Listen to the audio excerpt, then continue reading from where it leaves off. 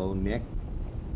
This is Paul Watkins here. I enjoy your I like the tape. It was good. I was gonna make a tape when I first answered your letter, but I didn't have my tape deck there, so I wound up scribbling out pages of stuff.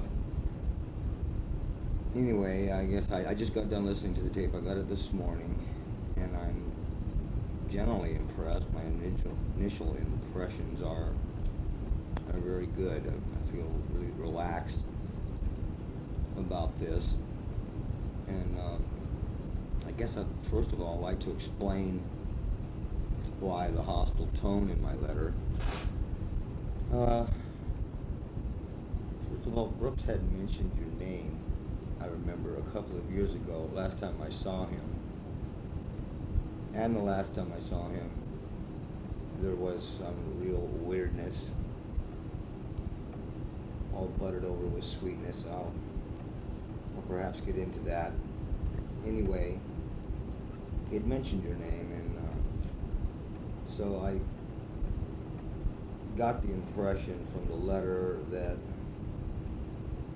you weren't being straight with me, or that you were somehow in cahoots with him. And at this time, I'm especially extra sensitive about this and the whole CM thing, because there seems to be a resurgence in interest in the whole Manson thing at this time, and I don't know why, but I know what I have theories about it.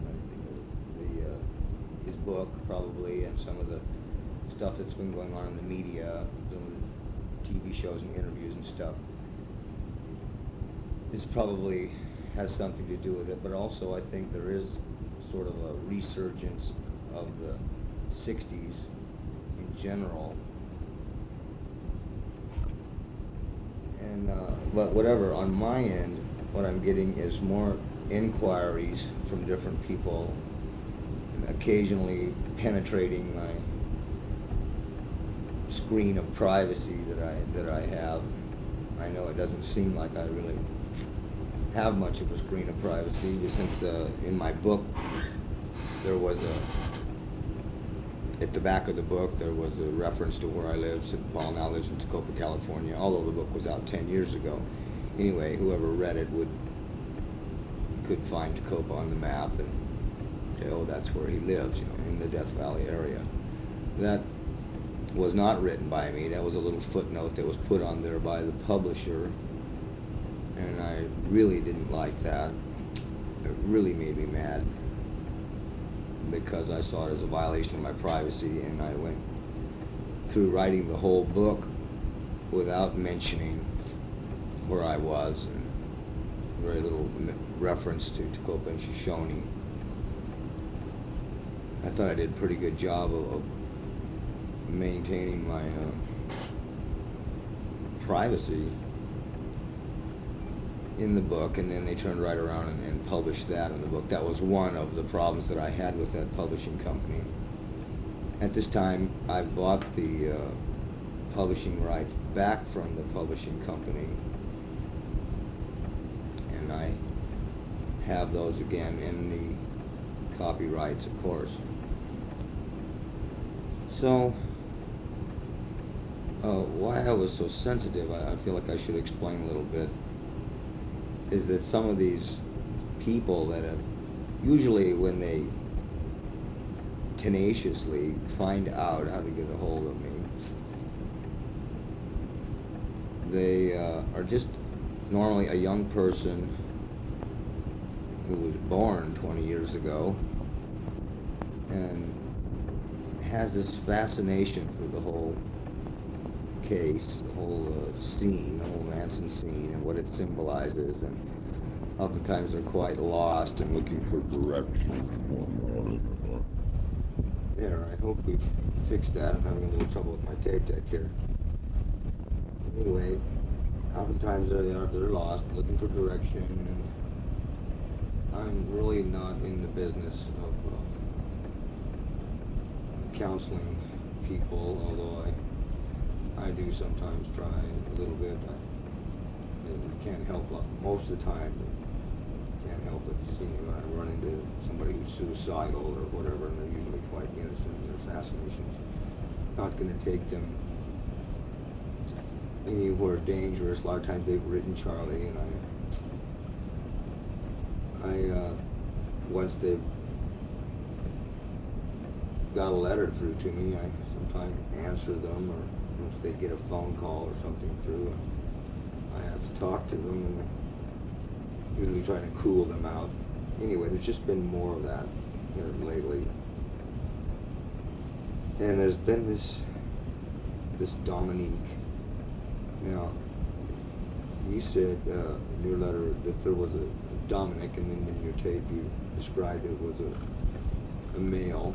In your letter you also said it was a he, and there was another source of hostility on my part, because it seemed like there was something weird going on, because I've got a young 19-year-old woman named Dominique, who's been calling me, who got my address, and she says she's writing a definitive account of the Manson story and where the Manson people are, and it turned out that she's got a dialogue going with Kitty Lutzinger and some other ex-Manson family members that probably aren't well, and they probably have a pipeline to Charlie, or a dialogue going with Bobby Beausoleil or something, and it disturbs me quite a bit when something like that happens. Now, in this case of Dominique, this young woman, this has developed real fast, even since I got your letter last week. I've called her, she's called me several times, and the district attorney, matter of fact, called me. Kitty Lutzinger, who's one of the young women who was involved in the Manson thing, she contacted the district attorney and was pumping him for information, misrepresented herself, saying that she was working with me on this book. And this person, Dominique, and somebody named Dominique has been calling the district attorney, and he smelled a rat or something, so he called me.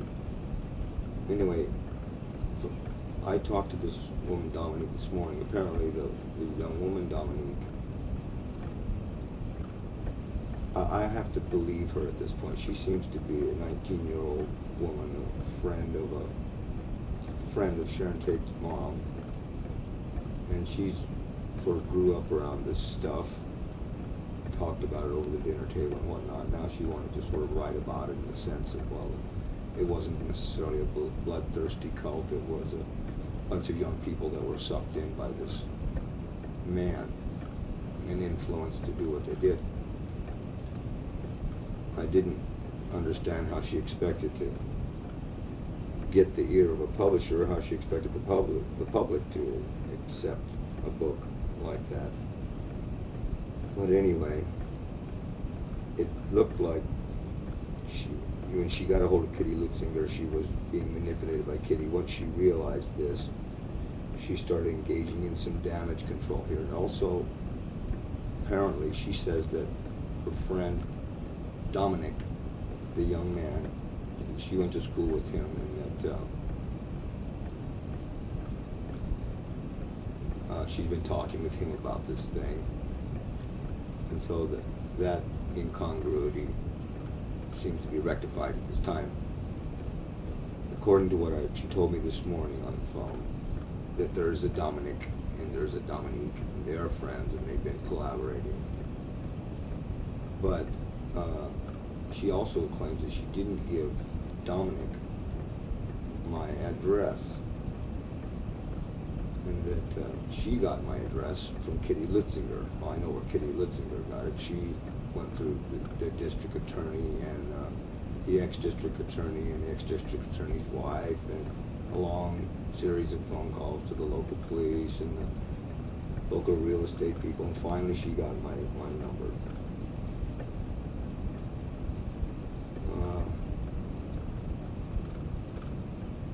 Got my mailing address, from Kitty Litzinger. And it's a tangled, kind of a tangled mess. We haven't really got to the bottom of it yet. There is the possibility of some danger there, and so it was only natural for me to suspect that you were part of that, or an unwitting dupe in this plot, whatever it might be. But I'm convinced after listening to your tape and reading your letters and everything that you are who you say you are, and I appreciate that. I mostly appreciate your general tone of voice and your sincerity comes across. So I feel like responding in kind. I do enjoy corresponding to a certain degree, especially when someone's really interested in something, especially if you're interested in my music. That's nice. That's really nice. I do have some nice recordings. Not a lot of them were prepared commercially, like you said. I don't sell tapes, and I've got quite a library of stuff that I did then.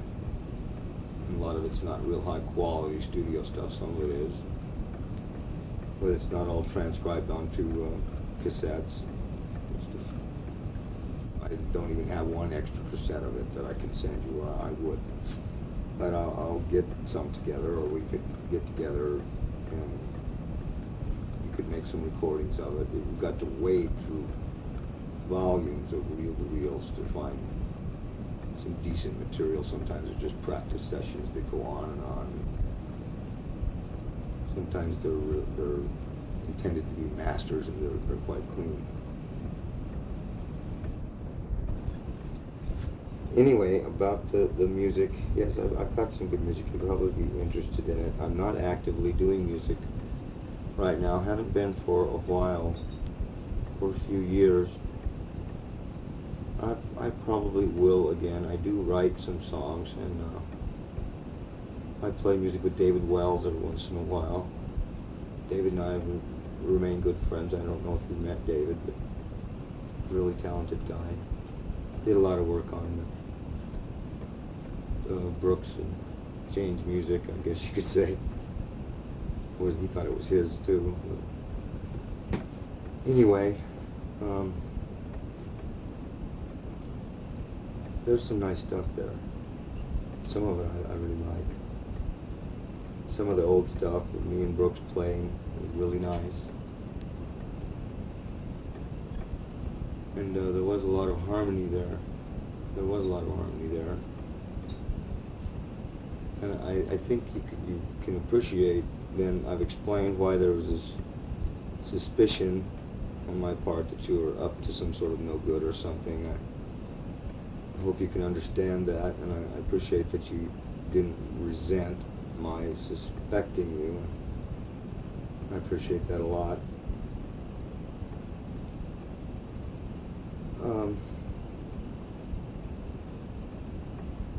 I suppose, let's see, what would you be interested in? The music is music is a hard thing for me. I suppose that's the reason why I haven't played it in a few years. It was difficult, first of all, as a horn player, playing flute and sax, and singing and dancing. When you play horns and sing, you have to have an accompanist. I've always had this ever since I was a little kid. I've worked with groups or orchestras. You have to have an accompanist. And I worked with Brooks for 7 years or 8 years or something very intensely all the time. We were religiously married to our music. Catch my drift. That's where the weirdness is as well. The music was more than just playing music. It took on missionary zeal and took on epic proportions of saving the world and humanity. This gets to be a bit much. It's also difficult to find an accompanist when you're doing a lot of original material and you're keeping it in your head and you're not writing the material down. Now, I do write music and read music, but Brooks did not. And the material was always in his head, and it put Brooks in a position of power musically. If he wanted to play a song, we would play it. If he didn't want to play a song, we didn't play it. And there was always weirdness. There was always weirdness. It may look like, and it does look like musically, we were very harmonious musically, but there was a competitiveness as well as the desire to be harmonious. There was always a competition that fueled it, and it was the same way with Manson. It was the same way playing music with Manson. It was fever pitch. You had to be perfect. You had to anticipate the spontaneousness.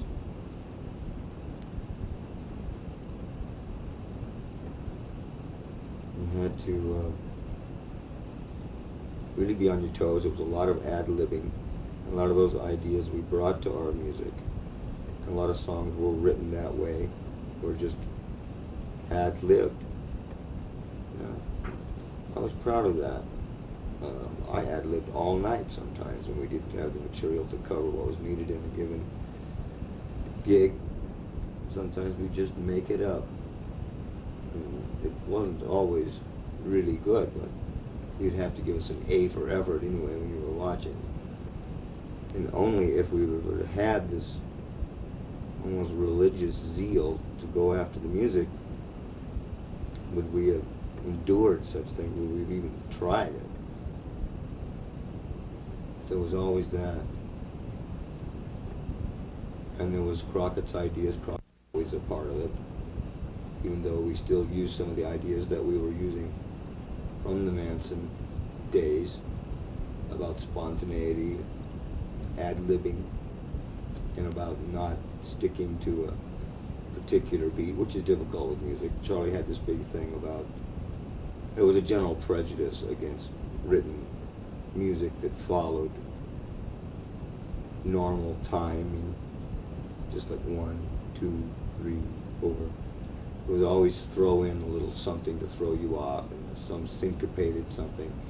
And Crockett reinforced that idea, actually, because he didn't know anything about music, really, and he reinforced that idea by saying that conscious music didn't contain that necessarily.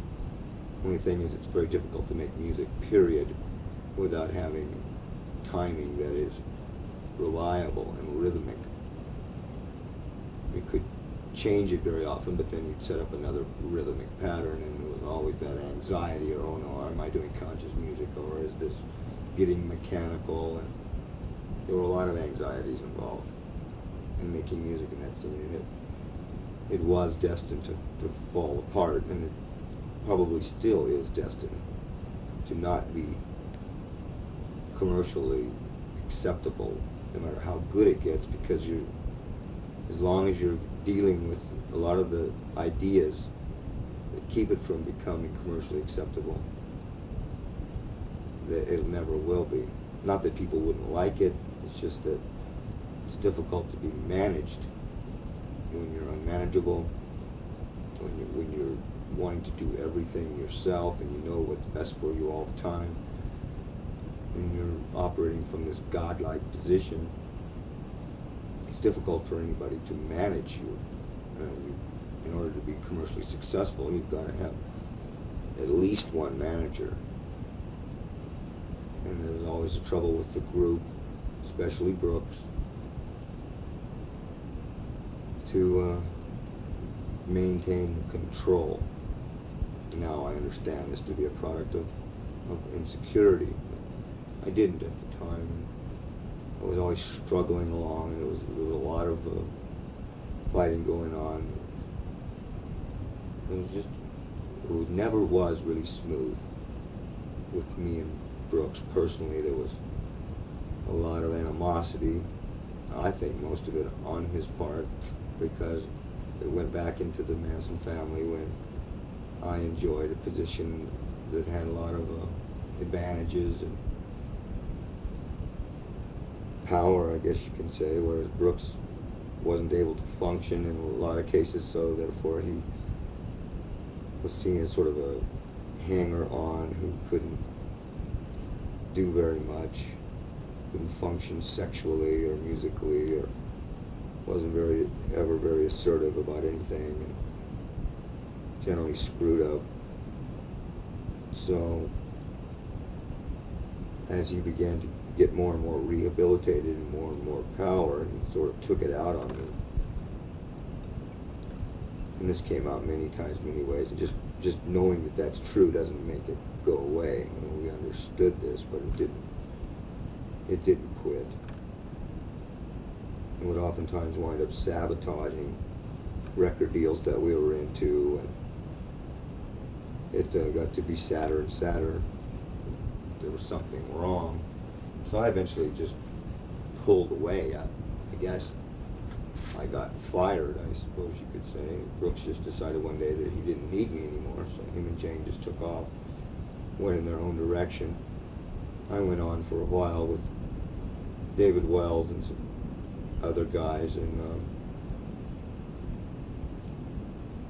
I had a lot of work to do on myself at that time, which sort of brings me to now. I guess it'd be nice to tell you about my life now, where I am now.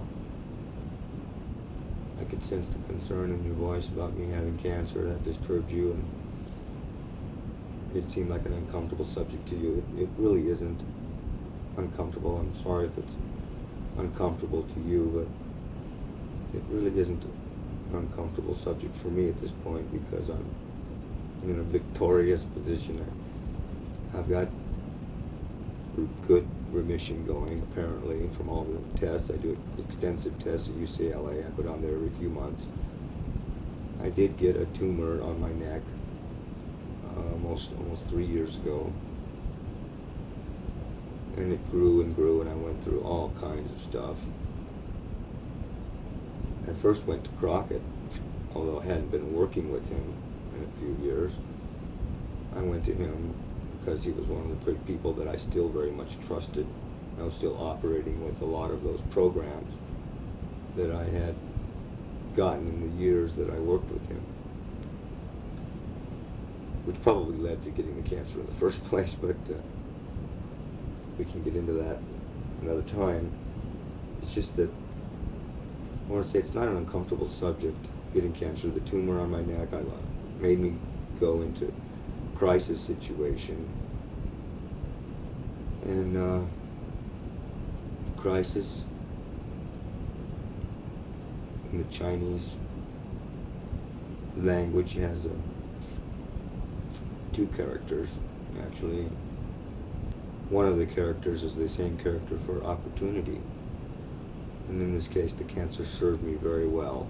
It was as though I got grabbed a hold of by the neck, like God grabbed me by the neck and said, you want to look at your life and get it back in the productive mode? You want to really live it, or you want to just rape, pillage, and plunder? Not that I was out raping, pillaging, and plundering, but in a sense, yes, there is that element. There's the element of subjugating the women in my life. There's the element of not being able to be happy, of not being able to be happy having children. And so I was, the cancer gave me I guess you could say, motivation, the opportunity to really reassess my life, and to continually reassess my life, since you don't really get rid of cancer, they say. At least in my case, they say they wouldn't say I was cured until I remain in remission for another 5-7 years. But in the years of chemotherapy and radiation therapy and all the morbid tests and things that go on there was a lot of opportunity to look at different things, and in that drama, it turned out to a really happy ending. I'm enjoying my life more than ever. I lived here in this little town in the desert. I live outside of town. I have an old homestead with water and trees, and I have two wonderful children, little girls, 3 and 4, Claire and Lise. Claire's the 4-year-old. Lise is the 3-year-old. They're just delightful. A wonderful wife. I'm very much in love with Martha. And that's truly a blessing. It's truly wonderful. Not that it's all, how you say, daisies and sunbeams or whatever, but it is pretty much of the time, and getting better all the time. I have a really good chance of having a really wonderful life at this point. And that's the best. That's the best part of the story.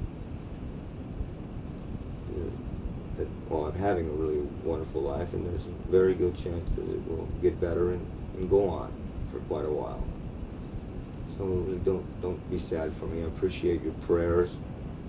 I do, and would appreciate your prayers. Mostly in the terms of thank yous to life itself for being so wonderful. And which brings us back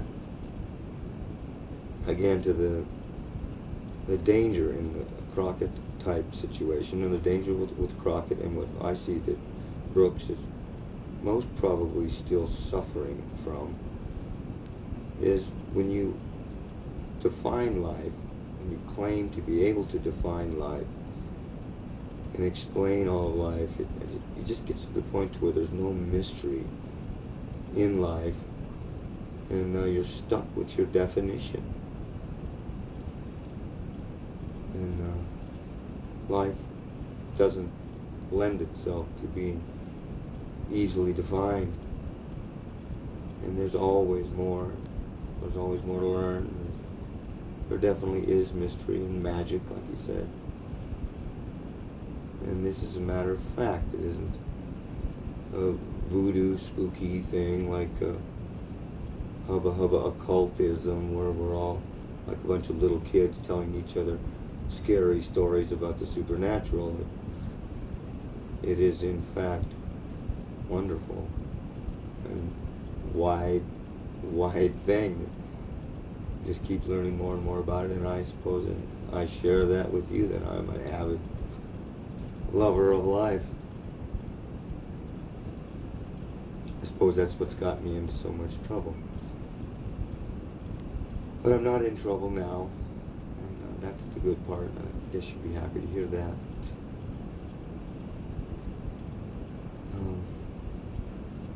I did want to say another bit about the Dominic,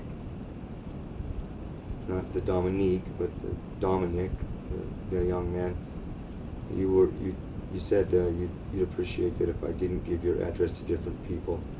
Well, I haven't, but I had mentioned to the Dominique, the young woman, in trying to find out who this Dominic was after you told me that there was such a person, that Dominic had gone into met you, and that's how you had got my address, and I was wondering if she had given my address to him. She said she did not, which raises the specter that he got the address from somebody else, so there's still a weird mystery there. But nonetheless, you're not a suspect, but in any case, you'll probably get some repercussions from it, and he'll probably come back. She'll probably talk to him, and I think at this point we should just engage in damage control. See to it that no more violations of privacy take place, or this kind of thing. I enjoy having this dialogue.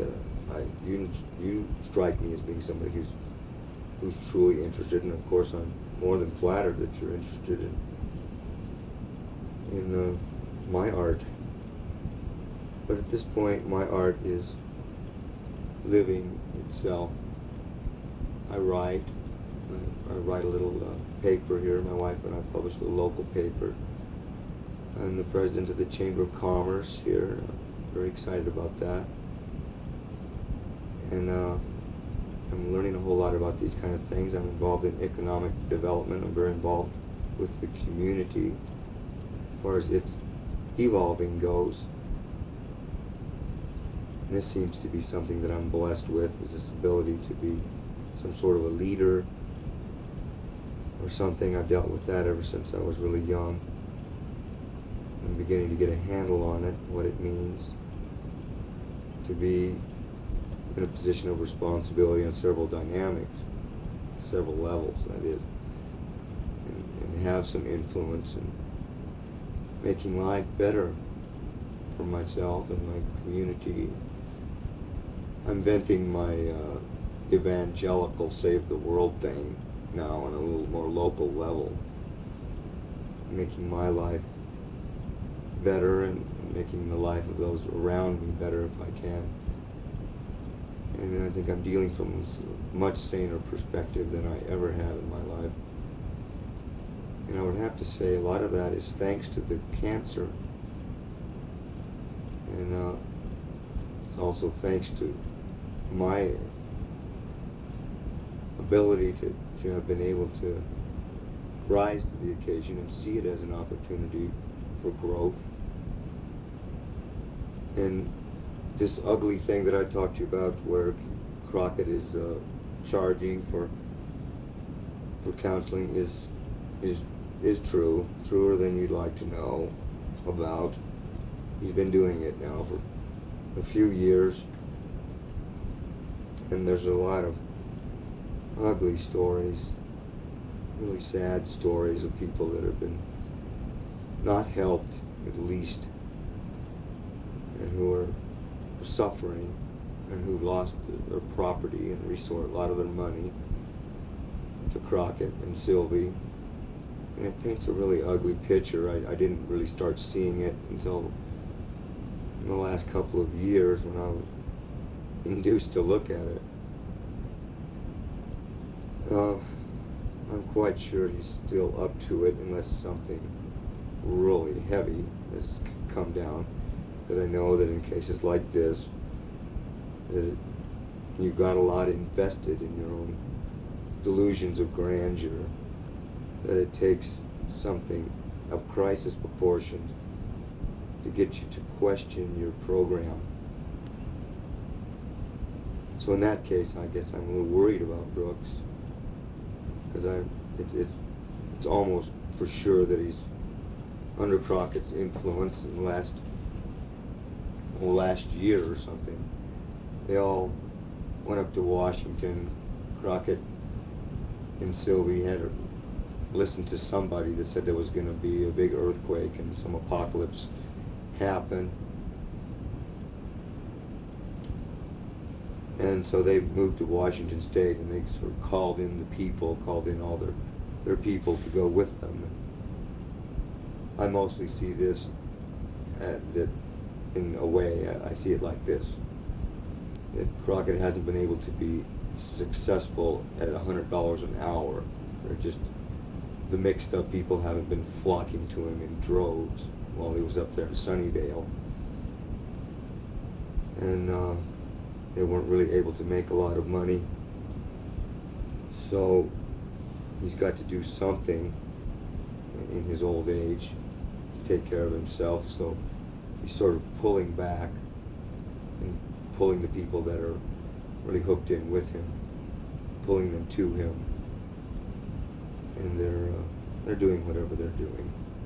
But I do believe that Brooks probably won't be able to be successful commercially as long as he's dealing with the programs that he's dealing with. And these things do not go away easily because they're just very, very strong. And the more you get invested in these type of programs or modes of living, ways of thinking, or the general mindset, the more you get invested in them, the harder they are to question, the more they get taken as fact. And it gets to be a deep pit. But, I'm certainly not going to condemn them or anything. I think it's kind of sad. It's also one of the symptoms of it, like I pointed out, is the denial that goes on as far as my part in making the music and my part in the creation of Desert Sun goes. That general denial can easily be explained because since I have the more independent, I suppose you could call it, stance now, my life is more independent. I don't have something going with Crockett. I don't run to him all the time. As a matter of fact, I see him as quite destructive. For example, he would have kept me there with this tumor growing on my neck, paying him $100 a session, telling me to think the tumor away, or he told me to get rid of my wife because she was causing it, or get rid of my children because they were causing it, to divorce myself from my life and come live near him and keep paying $100 a session until I was cured. I probably would have died. Chances are very good that I would have died had I not gone and gotten some help. As it turns out, the type of cancer that I had, Hodgkin's disease, is quite curable. It has a very high cure rate. And it really, as cancers go, is not a bad one to get. And I did very well. I don't put all the credit with the doctors and the chemotherapy and radiation therapy, but it certainly helped. It certainly did put the cancer in remission, along with my turning my thinking around and continuing to take inventory of where I'm coming from. There's nothing wrong with this. It's very therapeutic to say, who am I? What am I doing? Where am I going? There's nothing wrong with not knowing who you are and just sort of being who you are, operating from a more honest perspective, I would call it. Taking it one day at a time and living with instincts that are rehabilitated and that are not guided by programs, but are more guided from moment to moment. Anyway, I'm going on and on philosophizing here, but I suppose you'd be interested in it because this is my art at this time. And though I still have a flute, I still play flute. I'm a little rusty on the sax because I don't have a group to practice with, but my talent is still there. I do write a lot more. I write songs and I write articles and things, and we'll be doing more of that. I'm coming out of the closet as far as hiding, not being publicly visible, because I publish a paper. I'm president of the Chamber of Commerce, and I interact with the community quite a bit. I'm not doing lectures and drug rehabilitation seminars and these type of things associated with the Manson thing. I'm not doing anything associated with the Manson story. And matter of fact, is mostly why I'm doing this tape is because I do believe that, as you say, you're more attracted to the artist and the art and the persons themselves. I can certainly understand that. And I don't feel like you're fueling your fantasies of having a harem or having this power that Manson supposedly had.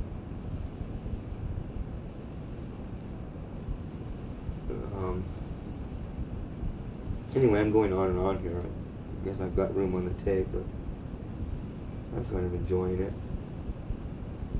And I would say it's a pleasure meeting you. I would be open to meeting you in person, and maybe the easiest way for you to get some of my music would be to record it here, because I'm not really set up for that. So I'll sign off for now. I've got